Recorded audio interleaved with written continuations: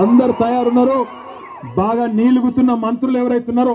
రైతు బంధు అడిగితే చెప్పుతో కొడతా అనే మంత్రి ఒకడు ఉన్నాడు ఇంకా చాలా మంది మీటింగ్ పెట్టుకుంటామంటే అడ్డుకునే సన్నాసి మంత్రి గింత భయపడతాడు ఎవడన్నా మీటింగ్ పెట్టుకుంటామంటే గంత భయం ఎందుకు నీకు భూపాల్ రెడ్డిని తీసుకుపోయి పోలీస్ స్టేషన్లో ఆడ పోలీసు వాళ్ళు అడ్డం ఉండి భూపాల్ రెడ్డి మీద దాడి చేస్తావా సిగ్గుందా నీకేమన్నా అడుగుతున్న మంత్రి కోమటిరెడ్డి వెంకటరెడ్డి నీకు ధైర్యం ఉంటే దమ్ముంటే గడియారం సెంటర్ కు రా గడియారం సెంటర్ కు వచ్చి మా లెక్కన మీటింగ్ పెట్టి చెప్పు రైతులకు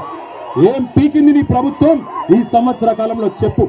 ఉత్తమ్ కుమార్ రెడ్డి కోమటిరెడ్డి వెంకటరెడ్డి పెరిగిన ఆకారాలు మాత్రం బాగా పెరిగినాయి అహంకారాలు బాగా పెరిగినాయి కానీ పీకిందేమీ లేదు నల్లగొండకు అందుకే నేను అంటున్నా ఏం చేసిండు కేసీఆర్ నల్లగొండ కంటే చెప్పండి వరి ధాన్యం ఉత్పత్తిలో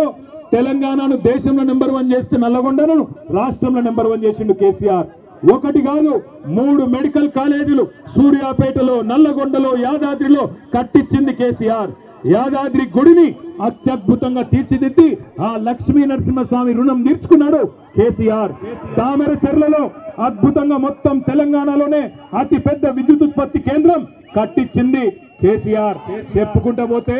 ఒకటి రెండు కాదు ఎన్నో పనులు చేసినాం దమ్ముంటే క్లాక్ టవర్ కు రా మా భూపాలన్న వస్తాడు మా జగదీశ్ అన్న వస్తాడు వాళ్ళు నీ సంగతి చెప్తారనే మాట కూడా నేను తెలియజేస్తా ఉన్నా ఎందుకంటే రేవంత్ రెడ్డి చెప్పిండు ముందే